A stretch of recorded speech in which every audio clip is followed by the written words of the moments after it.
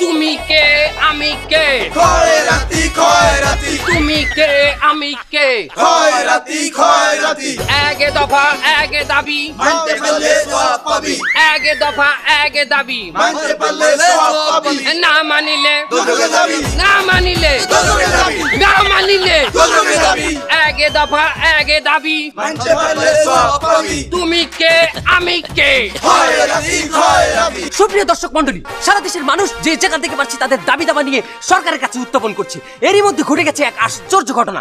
আজকে দাবি দাবা নিয়ে রাস্তায় নেমেছে দেশের ভিক্ষুক সমাজ। চলুন দেখে নেই তাদের দাবিগুলো কি কি। আচ্ছা খয়রাতি মহোদয়, আপনাদের সাথে কি একটু কথা বলতে পারি? অবশ্যই। আপনাদের দাবিগুলো কি কি? আমাকে প্রথম দাবি আমাকে কাছে মাপ চাওয়া যাইবে না। ঠিক বুঝলাম না। আরে আপনি বোঝেন না, খয়রাত চাইলি যে আল্লাহর রাস্তায় কয়টা খয়রাত দেন, বাবা মাফ করো, এই মাপ আমাকে ধরে চাওয়া যাইবে না, এটা আমাকে প্রথম দাবি। মাফ করলে কি আমরা হ্যাঁ বলবনি? না মাফ করলে এই তুই কথা কম বল, হ্যাঁ বলবো নি। আচ্ছা আপনাদের দ্বিতীয় দাবিটা বলুন। আমাকে কয়েন দেওয়া যাবে না। কয়েন দেওয়া যাবে না মানে? আরে বাবা কয়টা খয়রাত চাইলে একটা কয়েন উড়িয়ে টাং করিয়ে আমাকে থালের উপর হালায়, এটা আমাকে থালের খ্যাতি হয়, থাল ভাঙিয়ে যায়। 3 মাসও একটা থাল লইয়ে খয়রাত করতে না, হেলাকে থাল নষ্ট হয়ে যায়। ওস্তাদ হেদিন আর নতুন মেলামান প্লেট আকারে ভাঙ্গেছে। আর মেলামাইন পেলে সেদিন ভাঙছে, তোর কথা বোঝা যায় না, তুই চুপ থাক। তার মানে আপনারা কয়েন নেবেন না? নেব, বিটকয়েন নেব। বিটকয়েন দেওয়া যাবে। বিটকয়েন এই ফির হেলারা খাইবে মাইর। ওস্তাদ আঙুল্লাই একটা আলাদা করে ব্যাংক লাগবে, ব্যাংক লাগবে। ব্যাংকিং করতে হবে। ওর কথা অনেকে বুঝবেন না, আমি ট্রান্সলেশন করে দিই। আমাকে একটা ব্যাংক লাগবে। স্টেট ব্যাংক অফ খয়রাতি। আচ্ছা আপনাদেরকে আলাদা করে ব্যাংক দিতে হবে কেন? আরে আমাকে টাকা পয়সা আমরা ব্যাংকে রাখবো, ঘরে রাখা যায় না, চোর ডাকাত বাটপারের জন্য। তাছাড়া সেরানোট ফাটানোট নিতে চাই না, ওই আমরা আমাকে ব্যাংকে রাখবো। আচ্ছা বুঝতে পেরেছি, আপনাদের এই দাবিটি কতদিনের মধ্যে মানতে হবে? 24 ঘন্টার মধ্যে যদি আমাকে দাবি না মান্য নেওয়া হয়, আমরা 24 ঘন্টার একটা অ্যান্টি মলম দিলাম। আরে মূর্খর দল, ওটা এন্টি মলম নয়, ওটা আলটিমেটাম। আলটিমেটাম ওই তো 24 ঘন্টার আমরা আন্টি আর ম্যাডামকে দিলাম, এর মধ্যে আমাকে দাবি মান্য নিতে হবে। আচ্ছা আপনাদের দাবি মনে করেন কেউ মানলো না, তখন আপনারা কি করবেন? যদি না মান্য নেওয়া হয়, আগামী কালকে বেন্যাকালে আমরা কি না বঙ্গভবন বঙ্গভবন বঙ্গভবন ঘেরাও দেবো। আরে খয়রাতির ঘরের খয়রাতি, বঙ্গভবনে তো রাষ্ট্রপতি থাকে, সে কি দোষ করেছে? কি করেন, বঙ্গভবনের রাষ্ট্রপতি থাকে? কবে থেকে সে ওখানে থাকে? আরে সে অনেক আগে থেকে থাকে, আপনি রাষ্ট্রপতিকে কেন ঘেরাও দেবেন? ভাইজান আপনি একটু বললে দেন তো কোন ভবনটা ঘেরাও দেওয়া যায় ভালো হয়? তোমাদের যে দাবি নিয়ে তোমরা রাস্তায় নেমেছো, তাতে আমার মনে হয় তোমাদের হাওয়া ভবন ঘেরাও দেওয়া উচিত। হাওয়া ভবনে ঘেরাও হবে। ঘেরাও ঘেরাও ঘেরাও হবে। ওস্তাদ ওস্তাদ ভুল হয়েছে। হাওয়া ভবন তো টর্চার সেল। কি কথা, এই টর্চার সেল কি? ওস্তাদ যেন ওই যে বাটাম দেয়, বাঁশের ডলা দেয়। ও মা না, ওরা তাহলে কি ভবন ঘেরাও দেবো? ওস্তাদ সামনে বড় যেটা পাবো ওইটাই ঘেরাও দেবো। এনি ভবনে এনি ভবন, ঘেরাও হবে ঘেরাও হবে। এনি ভবনে এনি ভবন। ঘেরাও হবে ঘেরাও হবে। এই তুমি কে আমি কে খয়রাতি খয়রাতি কে আমি কে খয়রাতি খয়রাতি একে দফা একে দাবি।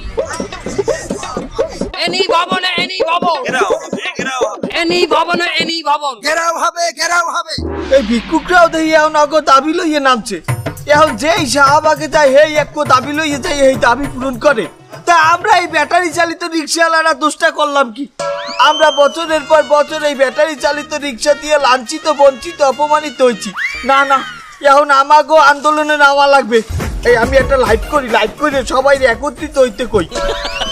সুপ্রিয় আবার ব্যাটারি চালিত ভাই ও বোনেরা, তোমরা ইতিমধ্যে জেনেছো শাহবাগে একটা মামুর বাড়ির আবদার প্রতিষ্ঠা হয়েছে।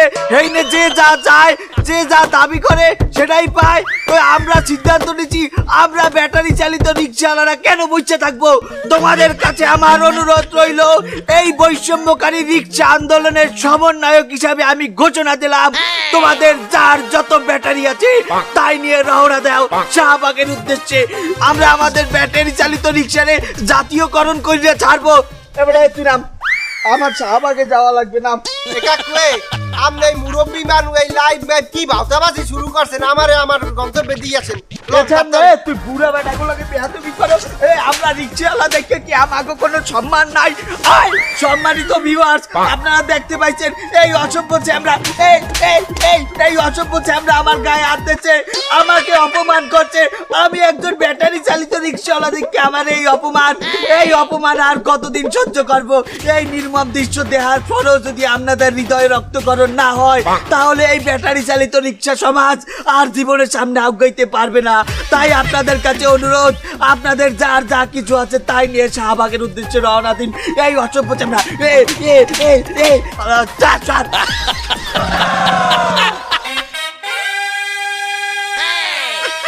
হ্যালো ভিউয়ার্স, আপনারা কি দেখছেন কে কাকে মারছে? লাইন কোথায় দেখি গেছে? ও না, লাইভ তো হয়ে করছে, মোবাইল নাই। এখন কোন জমানায় আইলাম আল্লাহ। তুমি কে আমি কে?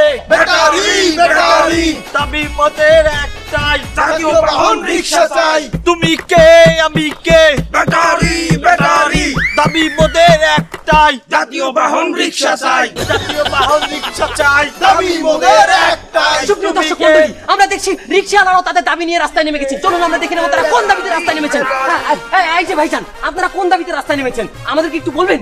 আমাদের অনেক দাবি, কিন্তু আমার প্রথম দাবি হচ্ছে আমাগরে পাইলটের সমান মর্যাদা দিতে হইবে।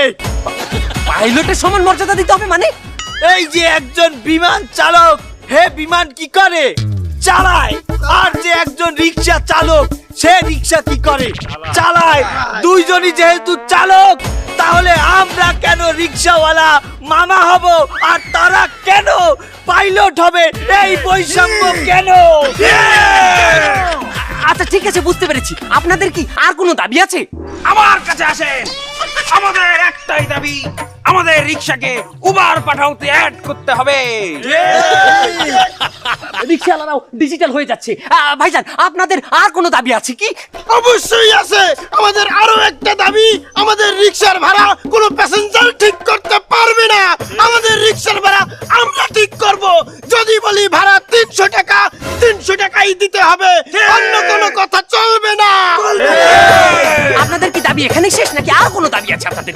আমাদের এক এলাকার রিক্সা অন্য এলাকায় যাইতে পারবে না।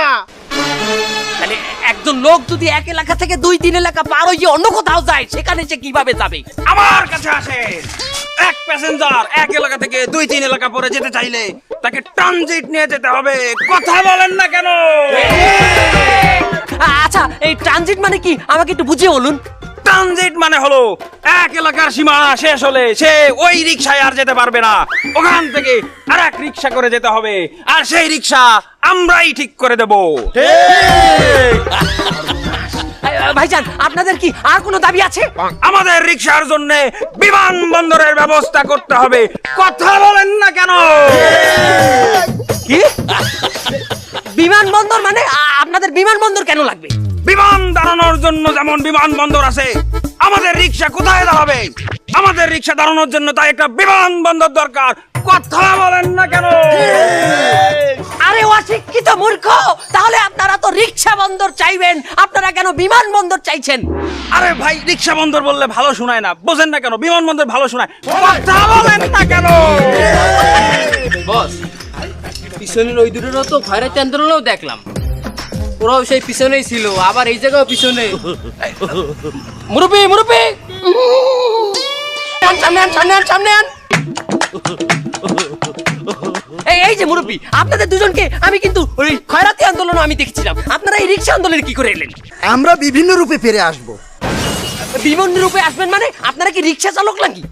আমরা ফুল টাইম খরাত করি, পার্ট টাইম রিক্সা চালাই। পার্ট টাইম রিক্সা মানে? বন্যায় রাস্তাঘাট বেগদিন ডুবি গেছে, আমরা দিয়ে বই ভিক্ষা করি, এই জায়গাও ডুবি গেছে, ডুবি ডুবি ভিক্ষা করি, তাই পার্ট টাইম রিক্সা চালাই। তা মনে করেন যে রিক্সাও ডুবে গেল, তাহলে আপনি কি করবেন? বিমান চালাইম আমরা।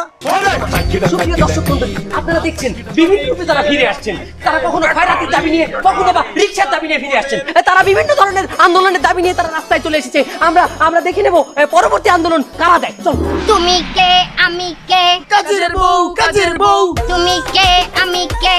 কাজের বউ, কাজের বউ, দাবি মোদের একটাই, মালিকের বউ হতে চাই, দাবি মোদের একটাই, মালিকের বউ হতে চাই। মালিকের বউ হতে চাই।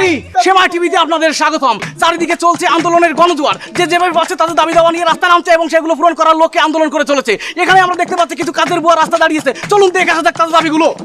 এই যে চাচ্ছি, আমাগো প্রথম দাবি, আমরা যেই বাসায় কাম করি এই মালিকের বউ সমান মর্যাদা আমাগো দিতে হইবে। কেন মালিকের বউ সমান মর্যাদা আপনার কেন দেওয়া লাগবে? একটা বউর কাম কি? এই বাসাবাড়ি সংসারের কাজগুলো দেখা। এইগুলাই তো আমি হরি। মালিকের বউ কি হরে? একটা ছোপার উপরে বই এত বড় একটা রিমোট লই স্টার জলসা ধরাই বইতে। আহা চাচি, তার জন্য তো আপনি একটা বেতন পান। আরে মিয়া, আপনি বুঝেন না, হুদা বেতনটাই কি আমাকে জীবনের সবকিছু? দেনা পাওনার সাথে আমাকে অধিকারের একটা বিষয় আছে না? আমাকে তো একটা অধিকার আছে। না তাও একটা কথা। আচ্ছা চাচি, আর কি কি দাবি আছে বলুন। আমাগো আরোগ্য দাবি, আমাগো যদি কোনো ব্যাচেলার বাসায় কাম না, সেই ব্যাচেলার গুলোকে আমাগো কলমা কাটবেন, হাই দিয়ার পরে কামে নেওয়া লাগে। সে কি ব্যাচেলারের সাথে আবার কাবিন করবো কেন? এই মেয়ে, আপনি বুঝেন না, আমাকে নিরাপত্তার একটা ব্যাপার আছে না? যখন তখন আমাকে উপরে নাশকতা হইতে পারে না। আর ওই যদি কাইবেন করিয়ে বিয়ে করিয়ে লয়, হেলে দিই যখন তখন আমরা ওর লগে নাশকতা করতে পারবো, ও কিছুই করতে পারবে না। তো বুঝলাম চাচি, আর কি কোনো দাবি আছে? আমার আরোগ্য দাবি, আমার বাপু 5টা গুলাগারা, আমি যে বাসায় কাম হরমু সেই বাসায় আমার 5টা গুলাগারা লই যাবো। ওই বাসার ম্যাডামে মালিকের বউকে আমার গুলাগারা দেখভাল করবে। মালিকের বউ আপনার বাচ্চা দেখাশোনা করবে কেন? ওই মালিকের বউ হ্যাঁ গুলাগারা হইবে শিক্ষিত, আর আমার পোলাপান হইবে কুখ্যাত, সেটা তো হবে না। না তাও একটা কথা। আচ্ছা চাচি, আর কি কি দাবি আছে বলুন তো। আমার দাবি দাবা আমি সবই খুললে কইছি, ইউ আন্ডারস্ট্যান্ড? প্রচেষ্টা না চাচি, ওরে আন্ডারস্ট্যান্ড হবে। আচ্ছা ওইছি। আচ্ছা চাচি, আপনাদেরকে অসংখ্য ধন্যবাদ। এক দফা এক দাবি মানতে হবে, মানতে হবে। তুমি কে আমি কে নাইট গার্ড, নাইট গার্ড, আমি কে তুমি কে নাইট গার্ড, নাইট গার্ড, তুমি কে আমি কে নাইট গার্ড, নাইট গার্ড। এক দফা এক দাবি মানতে হবে, মানতে হবে। তুমি কে আমি কে নাইট গার্ড, নাইট গার্ড। এক দফা সুপ্রিয় দর্শক মন্ডলী, দেশের নাইট গার্ডরা আজকে দাবি নিয়ে রাস্তায় নেমেছে। চলুন দেখে নিই তাদের দাবিগুলো আসলে কি কি। এই যে বুড়া কাকা, আপনি একটু আমাদেরকে জানাতে পারেন আপনাদের কি কি দাবি নিয়ে আপনারা আন্দোলনে নেমেছেন, আমাদেরকে একটু জানান। আমার দাবি একটাই, আমি 25 বছরের রাইট ডিউটি করতেছে, এখান থেকে পদোন্নতি দিয়ে আমাকে সেনাবাহিনীতে জয়েন করাতে হবে, তাও কর্নেল পদে, এবং সেখান থেকে পরের দিন রিটায়ার করে দিতে হবে। আমি 60 লক্ষ টাকা পাবো, সেই 60 লক্ষ টাকা ডিপোজিট করে আমি চলে যাবো নরওয়েতে। মুরব্বি মুরব্বি, কর্নেল পদ আমার আমার, আপনার কেন? এই দাড়ি দিয়ে কথা বলবা না, আমি কিন্তু সমন্বয়ক। আপনি সমন্বয়ক মানে? আমি হলাম প্রধান সমন্বয়ক। আপনারে আমি সমন্বয়ক বানাইছি কেন? কারণ আপনি একজন মুরব্বী মানুষ, আর আমার এই আন্দোলনে একজন মুরব্বীর খুবই দরকার, এই জন্য আমি আপনারে সমন্বয়ক বানাইছি। বাস যখন নিছো, আহলে বাস বোঝো, আহলে বাস আসা বাস, তাতে সহ্য করাই লাগবে তোমার। সুপ্রিয় দর্শক মন্ডলী, আমরা আরেকজন সমন্বয়কের সাথে কথা বলে নেব। জি, আপনাদের দাবিগুলো একটু বলুন। আমাদের দাবি একটাই, আমাদেরকে বাংলাদেশ সেনাবাহিনীর মর্যাদা দিতে হবে এবং বিদেশে মিশনে পাঠাতে হবে। আপনি একজন নাইট গার্ড, আপনি সেনাবাহিনীর মর্যাদা নিয়ে আপনি বিদেশে গিয়ে কি করবেন? নাইট ডিউটি করব। আপনি মিশনে গিয়ে নাইট ডিউটি করবেন কেন? তাদের কি নিরাপত্তা লাগে না? তারা কি রাত্রে ঘুমায় না? ঘুমায়, কিন্তু আপনি তো নাইট গার্ড। আপনি কি বুঝছেন কোথায় নাইট গার্ড, কোথায় সেনাবাহিনী? আচ্ছা, বাংলাদেশ সেনাবাহিনী তো দেশের পাহারা দেয়, আমরাও তো রাত্রি সারা এই যে বিল্ডিং, তারপরে মানুষের জানমালের পাহারা দিই। এটা কি পাহারা না? আর এটা কি? আর তাছাড়া আমরা যে মানুষের পাহারা দিচ্ছি, আমাকে পাহারা তাকিটা দেবে? আমাদের নিরাপত্তাটা কোথায়? কেন, আপনি কি কোনোদিন কোনো নিরাপত্তাহীনতায় ভুগেছেন? কোনো কাহিনী আছে এমন কোনো? অবশ্যই আছে, তাহলে শুনবেন। জি বলুন। একদিন রাত্রে আমি ডিউটি করতেছি, হঠাৎ করে আমি রাত্রে একটু বাড়ি গেলাম।